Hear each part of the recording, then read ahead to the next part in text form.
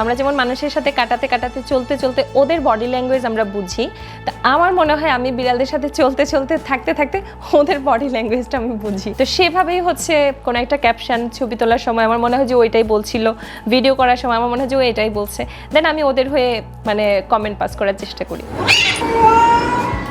পুচিকে নিয়ে জার্নিটা হচ্ছে আমার একদমই প্রিপ্ল্যান ছিল না যে হচ্ছে আমি পুচি নামের একটা বিড়াল আনবো, তাকে নিয়ে পেজ খুলবো, দেন সে একদিন সেলিব্রিটি হবে।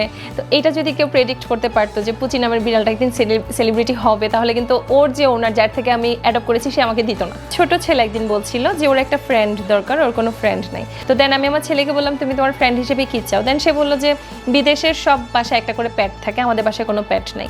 তো আমি বললাম তুমি তোমার প্যাট হিসেবে কী চাও? তো সে বলছে যে আমি একটা বিড়াল চাই।